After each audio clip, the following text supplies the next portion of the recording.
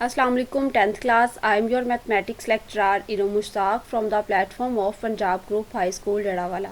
Students, hope you are fine and well. Today 4th June 2020 we are going to discuss question number 3 of exercise 1.1 which is related to completing square.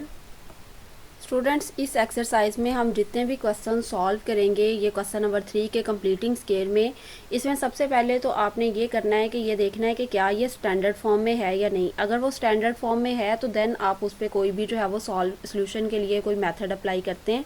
तो ये जो question number 3 का part 1 है ये standard form में है। इसमें सबसे पहले एक्स स्केयर वाली टर्म मौजूद है, फिर एक्स वाली, और फिर ये हमारे पास कॉन्स्टेंट टर्म।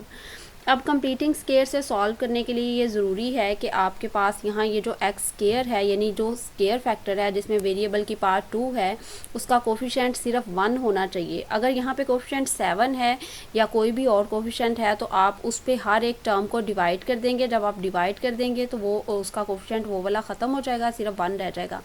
अब dividing each term of the equation by 7, हमने इसको 7 पे डिवाइड करना है। ये हो जाएगा 7 एक्स स्केयर डिवाइडेड बाय 7। अगली टर्म थी 2x, तो ये 2/7 हो जाएगा। नेक्स्ट हो जाएगा -1/7 इज इक्वल टू 0 पे आपको पता है 7 को डिवाइड करने से वो 0 ही रहना है, इस वजह से ये ऐसे ही रहा। उसके बाद बेटे आपके पास यहाँ पे रह गया एक्स स्केयर। अब ये कंप्लीटिंग स्केयर वाला जो है वो क्वेश्चन है। कंप्लीटिंग स्केयर में हमारे पास जो स्केयर वाला फॉर्मूला होता है a square plus b square plus 2ab, वो हमने जो है वो यहाँ पे अप्लाई करना है। फॉर्मूला होता है हमारे पास a square plus b square plus या माइनस यहाँ पे आता है 2ab। अगर प्लस का हो तो प्लस का फॉर्मूला आ जाता है, और अगर यहाँ 2 के साथ माइनस हो तो माइनस का फॉर्मूला आ जाता है। अब यहाँ पे इस क्वेश्चन में क्या होगा कि आपके पास ए स्केयर भी मिल जाएगा आपको, यानी कोई भी ऐसी टर्म जिसका स्केयर है वो एक टर्म मिल जाएगी। ये दूसरी टर्म नहीं मिलेगी आपको, उसके बाद आपको ये वाला फैक्टर मिल जाएगा यहाँ पे 2ab। तो अब बेटे फॉर्मूला कंप्लीट करने के लिए तो ज़ाहिर सी बात है फिर ये ज़रूरी है कि आपके पास सेकंड टर्म का भी स्केयर होना चाहिए। तो वो सेकंड टर्म का स्केयर हम खुद से भी ऐड कर सकते हैं, लेकिन पहले हमें ये पता होना चाहिए कि वो सेकंड टर्म है कितनी। तो जो आपके पास एक तो स्केयर वाली टर्म है उसको तो आपने पहली टर्म कह देना है। उसके बाद जो दूसरी टर्म है उसको अलग-अलग करने के लिए, या उसके जो है वो उसमें से फर्स्ट टर्म और सेकंड टर्म को अलग-अलग करने के लिए हर दफ़ा आप क्या करेंगे कि उस टर्म को मल्टीप्लाई भी कर देंगे और डिवाइड भी कर देंगे 2 से, तो आपके पास वो सेकंड टर्म निकल आएगी। देखते हैं इस क्वेश्चन में हमारे पास सेकंड टर्म हम कैसे फाइंड आउट करते हैं। ये जो आपके पास वेरिएबल वाली टर्म है, एक तो एक्स स्केयर वाली है, उसको आपने फर्स्ट टर्म का स्केयर कह दिया, वो एज इट इज़ है। उसके बाद जो दूसरी टर्म है आपके पास वेरिएबल वाली, आपने उसको 2 पे मल्टीप्लाई भी किया और डिवाइड भी। ये वेरिएबल और ये 2/7 एज इट इज़ है। इसके साथ ये वाला 2 इस 2 से कैंसिल हो जाएगा। यहाँ पे ये 2 स्टार्ट पे रह जाएगा, ये x रह जाएगा, और यहाँ पे बच जाएगा 1/7। ये जो कांस्टेंट टर्म है इसको आपने दूसरी तरफ शिफ्ट कर लेना है। ये आप स्टार्ट पे भी कर सकते हैं, सबसे पहला स्टेप भी ये कर सकते हैं कि कांस्टेंट को दूसरी तरफ शिफ्ट कर दें, सिर्फ वेरिएबल वाले एक तरफ रहें। अब देखें यहाँ पे हमारे पास ये फर्स्ट टर्म स्केयर है, ये +2 फार्मूले वाला ये फर्स्ट टर्म, और ये है सेकंड टर्म 1/7। अगर हम फार्मूला कंप्लीट करना चाह रहे हैं तो इसका मतलब है हमें उस 1/7 का स्केयर चाहिए। तो फिर अगर इस तरफ हम कोई रकम खुद से ऐड कर रहे हैं तो इक्वालिटी को मेंटेन करने के लिए हमें दूसरी तरफ भी 1/7 जो उसका स्केयर ऐड करना पड़ेगा। तो इसलिए हमने जो है वो 1/7 स्केयर फार्मूला कंप्लीट करने के लिए दोनों साइड पे ऐड करना है। हमने लिखा है adding 1/7 square on both sides. ये इस साइड पे ये वाली टर्म यहाँ तक हमारे पास पहले मौजूद थी, 1/7 का स्केयर ऐड किया। इस तरफ हमने यहाँ पे 1/7 ऑलरेडी था, और ये 1/7 जो इस तरफ स्केयर ऐड किया इस तरफ भी हमने ऐड किया। अब ये वाला जो फॉर्मूला पूरा हो जाता है हमारे पास, इसको हम कैसे क्लोज करते हैं, जिस टर्म का स्केयर होता है उसे लिखते हैं, यानी ए का स्केयर था यहाँ पे, और 2 के साथ जो साइन होता है वो लगा के, और उसके बाद जो है वो हम बी का जिसका सेकेंड टर्म का स्केयर होता है उसे लिख के इसका होल स्केयर बना देते हैं। सेम इसी तरीके से इस क्वेश्चन में हमारे पास स्केयर है एक्स का, उसको लिखेंगे, और 1/7 का स्केयर है उसे लिखेंगे, और 2 के साथ वाला साइन लगा के इसका होल स्केयर बना देंगे। ये वाली साइड फिलहाल ऐसे ही है। आप दूसरी साइड को सॉल्व करेंगे, 1/7 एज इट इज़ आएगा, 1 का स्केयर लेंगे 1 ही रहेगा, और 7 का स्केयर लेंगे 49। इन दोनों का एलसीएम लेंगे। जब भी फ्रैक्शन के दरमियान प्लस या माइनस आता है तो एलसीएम लेके सॉल्व करते हैं। इसका एलसीएम आ जाएगा 49, यहाँ 49 से कैंसिल हो जाएगा और सिर्फ 1 रहेगा। लेकिन यहाँ पे 49 जो है वो जब 7 पे डिवाइड होगा तो आंसर आएगा 7। जो आंसर आता है उसे न्यूमरेटर से मल्टीप्लाई करते हैं, तो यहाँ पे हो जाएगा 7 + 1 हमारे पास आ जाएगा 8 डिवाइडेड बाय 49।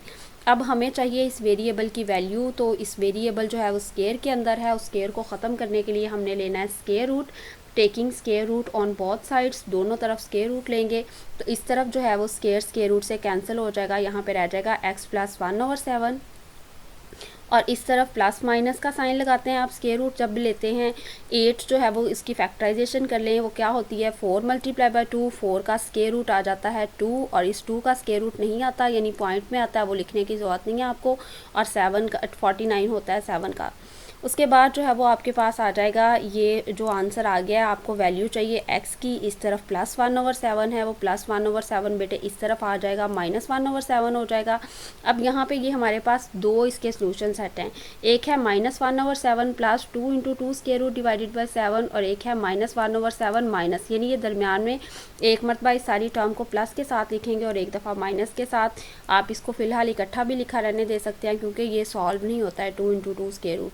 तो यही आपके पास इसका सॉल्यूशन सेट है। सॉल्यूशन सेट को आपने जो है वो सॉल्यूशन सेट की ब्रैकेट में लिखना है, और यहाँ तक आपका क्वेश्चन कंप्लीट हो जाता है। नेक्स्ट बेटे सेकंड क्वेश्चन है हमारे पास ax² plus 4x minus a is equal to 0। तो मैंने आपको बताया था सबसे पहला स्टेप होता है x² का कोई भी कोएफिशिएंट है, आपने उस पर हर एक टर्म को डिवाइड कर देना है। इसको आपने डिवाइड किया तो ये सिर्फ x² रह जाएगा। यहाँ पे आपके पास है 4x डिवाइडेड बाई a, तो ये 4x डिवाइडेड बाई a हो गया, और a को आपने a पे डिवाइड कर दिया तो वो 1 आ गया, और जब 0 को a पे डिवाइड करते हैं तो वो 0 ही होता है। उसके बाद मैंने बताया था कि फॉर्मूले के लिए ये जो कांस्टेंट है ये तो दूसरी तरफ शिफ्ट हो जाएगा। अब बाकी जो वेरिएबल वाली टर्म्स हैं उसमें से एक तो होता है फर्स्ट टर्म स्केयर, ये तो ऑलरेडी एज इट इज़ है। ये जो सेकंड वाली है आपके पास वेरिएबल वाली टर्म, इसमें से आपने जो है वो -2ab या +2ab के सारे पार्ट्स को अलग-अलग करना होता है, यानी 2 को अलग करना होता है, फर्स्ट टर्म को अलहदा, और ताकि हमें पता चल सके सेकंड टर्म कौन सी है, फिर उसके स्केयर को हम दोनों तरफ ऐड करें स्केयर को कंप्लीट करने के लिए। तो उसका तरीकाकार हर दफ़ा यही होगा कि आप इस टर्म को 2 पे मल्टीप्लाई भी करेंगे और डिवाइड भी करेंगे। जब हम किसी एक टर्म को सेम टर्म पे डिवाइड या मल्टीप्लाई कर देते हैं तो उस पर कोई फ़र्क नहीं पड़ता, हमारा क्वेश्चन सॉल्व हो जाता है इजीली। अब 2 को मल्टीप्लाई भी किया और डिवाइड भी, ये जो वेरिएबल था उसको स्टार्ट पे लिख लिया, और जो बाकी टर्म थी उसको हमने साइड पे लिख दिया ब्रैकेट लगा के। ये 2 इस 4 के साथ कैंसिल होता है, तो यहाँ पे रह जाएगा 2a। ये शुरू वाला 2 हम क्यों नहीं कैंसिल करते, क्योंकि ये 2 जो है वो 2ab यानी पार्ट बनाने के लिए हमें अलग-अलग चाहिए। ये 2 फार्मूले वाला, ये फर्स्ट टर्म, और अब ये आ गई है सेकंड टर्म। अब फार्मूले में हमारे पास आ गया है a² प्लस 2ab। अब हमें जो सेकंड टर्म चाहिए वो ये वाली है 2/a। तो 2/a के स्केयर को हम यहाँ पे ऐड करेंगे। जब इस तरफ ऐड करेंगे तो इक्वालिटी को मेंटेन रखने के लिए हमें दूसरी तरफ भी उसका स्केयर ऐड करना पड़ेगा, तो इस वजह से हम 2/a का स्केयर दोनों तरफ ऐड करेंगे। Adding 2/a² on both sides, ये जो x² है plus 2 into first term into second term, ये यहाँ तक ऑलरेडी हमारे पास था। ये जो हमने टर्म ऐड की है 2/a² इज़ इक्वल टू, इस राइट हैंड साइड पे 1 ऑलरेडी था, इक्वालिटी को मेंटेन करने के लिए इस साइड पे भी हमने 2/a² ऐड किया। इस तरफ जो है अब ये फार्मूला पूरा हो गया है, ये a² है, ये b² है, ये 2ab। अब इसको क्लोज कैसे करेंगे, जिसका स्केयर है उसे लिखेंगे, यानी फर्स्ट टर्म लिखी हमने, फिर हमने सेकंड टर्म लिखी, दरमियान में 2 के साथ वाला साइन लगाया और इसका होल स्केयर बना दिया, और ये अभी तक एज इट इज़ रहेगा। फिर नेक्स्ट सेकंड वाली जो दूसरी साइड की टर्म है उसको सॉल्व करेंगे, 1 एज इट इज़ है, 2 का स्केयर लेंगे तो वो बेटे आ जाएगा 4, और a² हमारे पास एज इट इज़ आ जाएगा। एलसीएम लेंगे, यहाँ पे जो है वो इसका एलसीएम a² ही आ जाएगा, इधर a² से कैंसिल हो जाएगा, और यहाँ पे रह जाएगा आपके पास 4। लेकिन यहाँ पे a² को कैंसिल करने के लिए इसके डिनोमिनेटर में सिर्फ 1 नहीं है, तो a² जब इस 1 से मल्टीप्लाई होगा तो ये a² हो जाएगा। उसके बाद अगेन वही बात कि हमें वेरिएबल x की वैल्यू चाहिए, तो हमने जो है वो उसको वेरिएबल जो है वो स्केयर के अंदर है, हमने उसका स्केयर रूट लेना है ताकि उसका स्केयर ख़त्म हो जाए। स्केयर रूट लेने से x प्लस 2a रह जाएगा इस तरफ, और इस तरफ जो है वो प्लस माइनस लगाएंगे स्केयर रूट के बाद a² प्लस 4। अच्छा बेटे, जब तक दो टर्म्स के दरमियान प्लस या माइनस होता है आप उनका स्केयर रूट स्केयर से कैंसिल नहीं कर सकते। एज अ होल कैंसिल होता हो, जैसे ये यहाँ पे सारे का स्केयर था, सारे का स्केयर रूट था, हमने कैंसिल किया, लेकिन यहाँ आप स्केयर को स्केयर रूट से या फिर 4 का अलहदा से स्केयर रूट ले लें आप 2, ऐसा नहीं कर सकते। अगर मल्टीप्लाई हो रहे होते हैं तो फिर हम कर सकते थे। A square plus 4 as it is आएगा, और डिनोमिनेटर वाला जो है चूँकि वो अलहदा टर्म है इसलिए उसका हमने स्केयर रूट से कैंसिल कर दिया, वो सिर्फ ए रह गया। अब ये स्केयर रूट सिर्फ ऊपर वाली टर्म के साथ है। दूसरी तरफ हमारे पास है प्लस 2a, हमें सिर्फ x की वैल्यू चाहिए, ये प्लस 2a इस तरफ आके हो जाएगा माइनस 2a, और बाकी ये वाली जो टर्म है सारी की सारी एज इट इज़